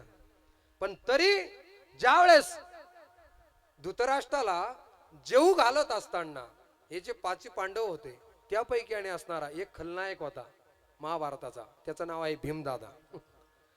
तो भीमदादा काय करायचा, ज्यावेळेस तो धृतराष्ट्र जेवायला बसला का भीमदादानं म्हणायचा, आंधळ्या अरे खाय, तुला तरी खाऊ घालण्यासाठी कोण राहिलेला आहे? अरे आमच्याशिवाय तरी तुला कोण आहे दुसरं?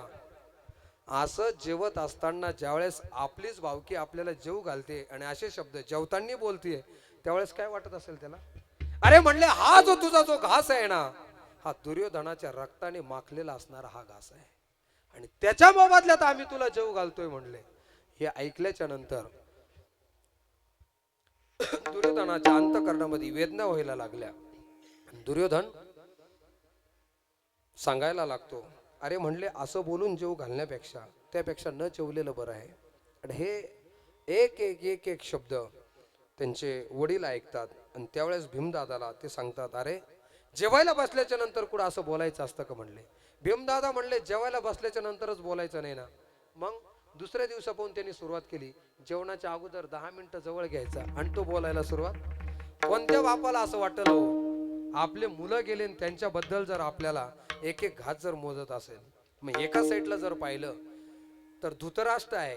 मला सांगण्याचं मिनिंग एवढंच आहे, संपूर्ण हिंदुस्थानचा तो मालक आहे, सर्व सत्ता त्याच्याकडे आहे, 100 मुलाने आणि असणारा तो परिपूर्ण आहे.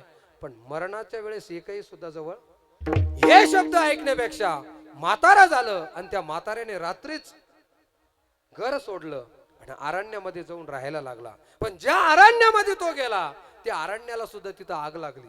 आज जशी आपण आग बघतोय ना, युद्ध कोणालाच परवडणार नाहीये. त्या अरण्याला आग लागली आणि त्या आगेमध्ये स्वतः तो होरपळल्या गेला, भाजल्या गेला. आणि त्यावेळेस त्या ठिकाणी आणि असणारे संत होते. त्या संतांना विचारलं, म्हणले का हो, माझी अशा प्रकारची परिस्थिती झाली, माझे 100चे 100 मुलं एकही मला कामा आले नाही, सर्व मृत्युमुखी पडले, मी आंधळा आहे म्हणले आणि मी आता मरतोय, होरपळतोय, हे कशाचं प्रायचित्त आहे? तुम्हाला काही आठवतं का? त्या ठिकाणी विदुर होते, ते संत होते. संत हे त्रिकालज्ञ असतात आणि त्यांनी त्यावेळेस सांगितलं, बघितलं अंतर्ज्ञानाने, तर त्यावेळेस लक्षात आलं की याच्या अगोदर 13व्या जन्मामध्ये हा युवराज होता धृतराष्ट्र. जंगलामध्ये गेला, बाण काढायचा मारायचा, बाण काढायचा मारायचा, बाण काढायचा मारायचा, पण एकाही बाणाने ना शिकार त्याला मिळाली ना असणाऱ्या या डोंगराला आग लागली. न पेक्षा 99 बाण मारले, 100वा जो बाण होता तो बाण घेतला. राग आला, एकही बाण जर म्हणले माझ्या उपयोगाचा नाही आला. न पेक्षा त्या बाणाच्या पाठीमागे असणारी जी लोखंडाची आणि असणारी आणि असती ना ती घेतली आणि खाली पडलेले एक गारगोटीचा खडा घेतला. दोघांचं घर्षण केलं. त्या घर्षणामधून अग्नी तयार झाला. संपूर्ण उन्हाळ्याचे दिवस होते. संपूर्ण डोंगराला आग लागली आणि त्या आगीमध्ये एक सर्पिणी व्यालेली होती. त्या सर्पिणीला 100 मुलं होते. त्या आगीमध्ये ते 100ची 100 वरपळायला लागले आणि ही जी सर्पिणी होती ती खाली गेली बिळामध्ये आणि बऱ्याच वेळाने वरती आली. वरती आल्याच्या नंतर तिने विचारलं, वरती येत असताना सुद्धा आग थोडीशी कमी झाली होती पण अग्नीची दाहकता फार होती. अशा वेळेमध्ये ती स्वतः आंधळी झाली पण तिच्या मुखातून शब्द निघाले गेले, जेणे कोणी या डोंगराला आग लावली असतील माझे असणारे 100ची 100 पिलं मेले आणि मला सुद्धा आणि असणार डोळ्याला आंधळेपण आलं. मी सुद्धा आंधळी झाली पण मी आता मरते म्हणले. पण तसं मरणार नाही. ज्यांनी कोणी हे कृत्य केलं असेल एक जन्म त्याला असा येईल म्हणले. तोही 100 पुत्राने असणारा बदबादशाही असेल आणि स्वतः सम्राट असेल पण त्याला सुद्धा माझ्यासारखंच असं अंधत्व येऊनच तो मरेल म्हणले. आणि हे लक्षात आल्याच्या नंतर त्याने केलेलं जे कर्म होतं, वास्तविक पाहता या जन्मातले ते कर्म नव्हतं पण मागच्या 13व्या जन्मामधलं त्याचं ते कर्म होतं. पण ते कर्म जोपर्यंत आपण भोग हा भोगून संपत नाहीये तोपर्यंत ते आपल्याला सोडत. मला जाणीव आहे आपल्याला थांबायचं आहे पण एवढा सिद्धांत पूर्ण होऊ द्या फक्त. कारण आम्हाला सर्वांनाच आपल्याला लग्नाला जायचं आहे. एका साईडला जर पाहिलं तर जगद्गुरु तुकोबरायला खाण्यापिण्याचे हाल अपेष्टा होते हे जीवन आहे. पण जगद्गुरु तुकोबरांनी कधी कोणाचं नाही असणार वाईट चिंतन केलं नाही. भगवंताचं चिंतन केलं. त्याचा परिपाक जे जगद्गुरु तुकोबरायचा इच्छित पृथ्वी तलावरती येण्याचा संकल्प पूर्ण झाला. वाढविले सुख, वाढविली भक्ती, वाढविला कुळाचार हा पूर्ण झाला.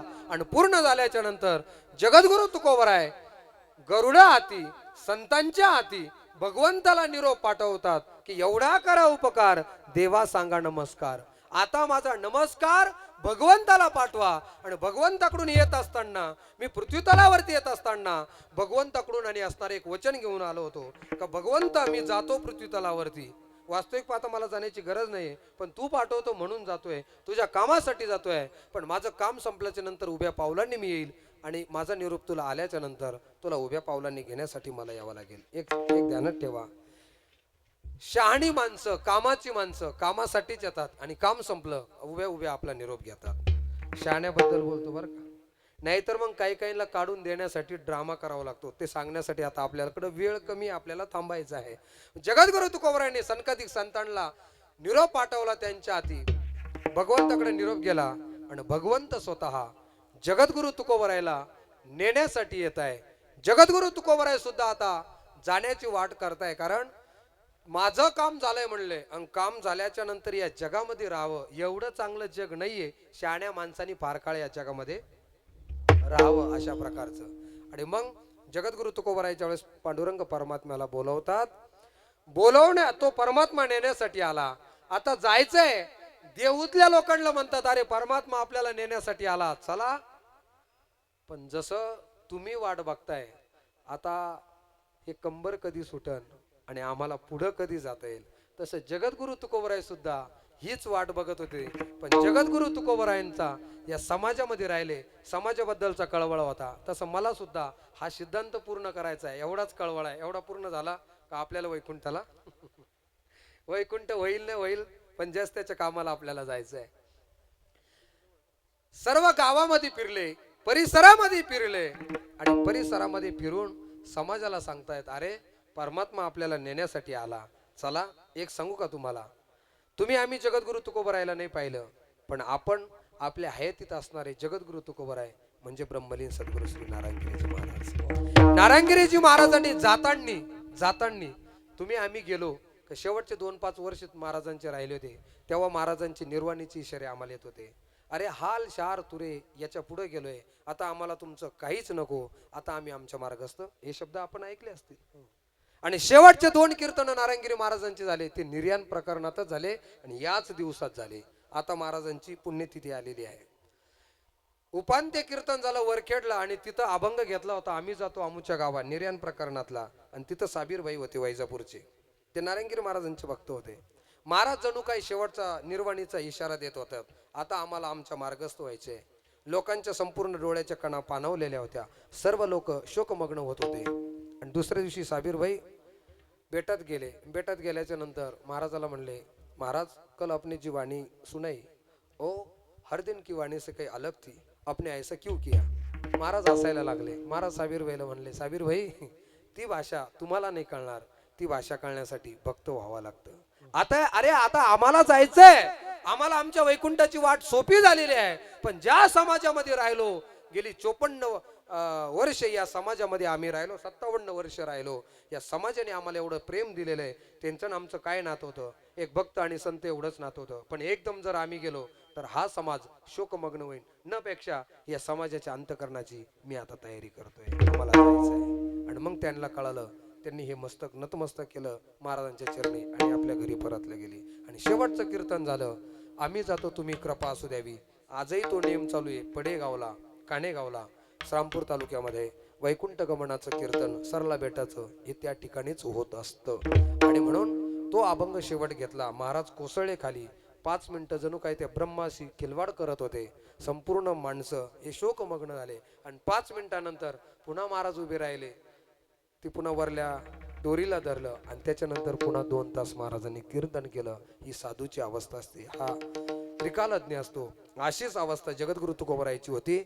अरे तुकोबराय म्हणतात, परमात्म्या लगेच जायची घाई करू नको. ज्या समाजामध्ये मी राहिलो त्या समाजाला मला विचारू दे, कोणी आपल्या बरोबर येतं का. समाज तर कोणी आला नाहीच, पण जिने जगद्गुरु तुकोबरायचं पत्नी होण्याचं भाग्य होण्यासाठी किती अनंत जन्माची जिला पुण्य असावे लागेल, पण तिलाही तुकोबराय कळाले. असं तिला म्हणले, अरे जिजे पांडुरंग परमात्मा नेण्यासाठी आला, चाल म्हणले आपल्याला जायचं.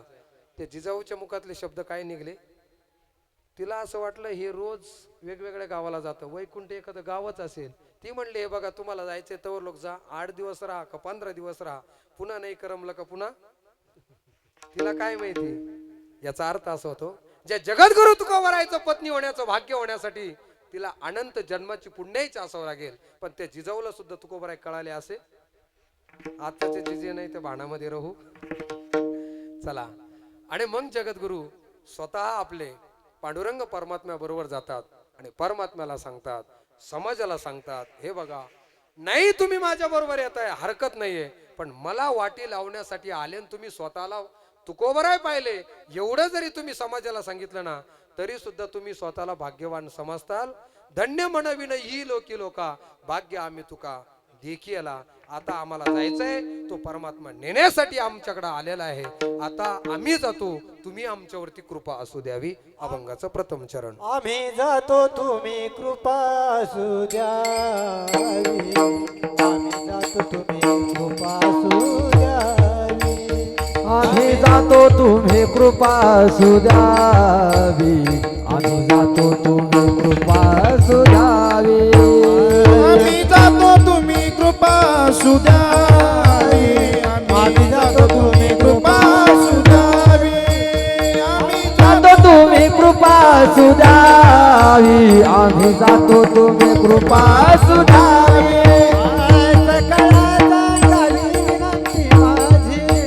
सकळा सांगावी विनंती माझी, वाढवेळ झाला उभा पांडुरंग, वाढवेळ झाला उभा पांडुरंग, वाढवेळ झाला उभा पांडुरंग, वाढवेळ झाला उभा पांडुरंग. जसा जगद्गुरु तुकोबराय या समाजाला सांगतायत की आम्ही जातो तुम्ही कृपा असू द्यावी, सकळा सांगावी विनंती माझी. वास्तविक पाहता जगद्गुरु तुकोबरायला नेण्यासाठी परमात्मा येत होता. त्यांना काय सांगण्याची गरज होती, परंतु संतांचे असणारे मुखातील जे शब्द आहे हे विनम्रतेचे राहतात. म्हणून तुकोबराय सांगतात, सकळा सांगावी विनंती माझी, कारण तो परमात्मा आता माझी वाट बघतोय. म्हणून वाढ वेळ झाला उभा पांडुरंग, वैकुंठा श्रीरंग बोलावितो. वैकुंठातला असणारा श्रीरंग मला बोलवतोय, वेळ झालाय. जसं तुम्हाला आम्हाला सगळ्यांनाच आणि असणारा जाण्याचा आताही वेळ झालाय.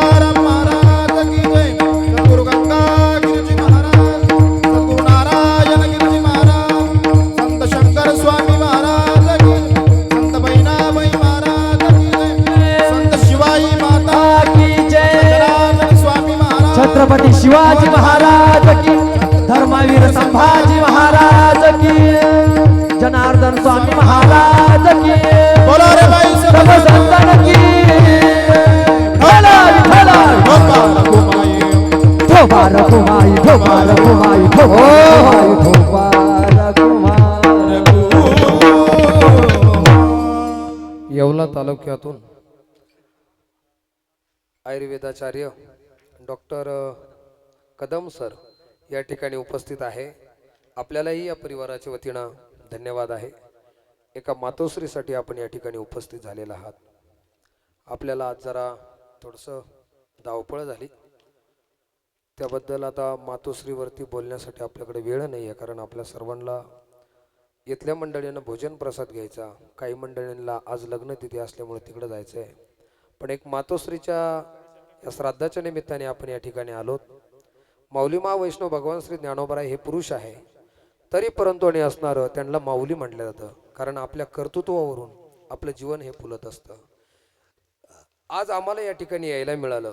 आम्ही सुद्धा योगीराज सद्गुरू श्री गंगागिरीजी महाराजांच्या पवित्र समाधीवरती जात असताना, जनार्दन स्वामी महाराजांच्या पवित्र समाधीवरती जात असताना, माऊलीमा वैष्णव भगवान श्री ज्ञानोबरायांच्या समाधीवरती जात असताना, किंबहुना या मातेच्या चरणकमलावरती लीन होत असताना त्यांना एकच प्रार्थना करूया का, माऊली, या विषय विकाराच्या गटार गंगेमध्ये आम्ही नाहतोय, आमचं जीवन चाललंय, परंतु तुम्ही ज्ञानरूपी आणि असणारी गंगा आहात. तुमच्या ज्ञानरूपी गंगेमध्ये आम्हाला स्वच्छ धुवून काढा आणि मांडीवरती बसवा तुमच्या, आणि प्रेम दोन ब्रह्मरसाचे घास आम्हाला खाऊ घाला. आमचं जीवन तृप्त होईल. जसं तुम्हाला सुद्धा तुमच्या जीवनामध्ये वैकुंठ गमन सोहळा साध्य करता आला, तसा आम्हाला सुद्धा आमच्या जीवनामध्ये तो अवसर, ते पुण्य आम्हाला प्राप्त व्हावं, अशा प्रकारची आपण सदिच्छा या ठिकाणी संतांच्या चरणकमलावरती समर्पित करू आणि वाणीला पूर्णविराम. ज्ञानेश्वर मावली.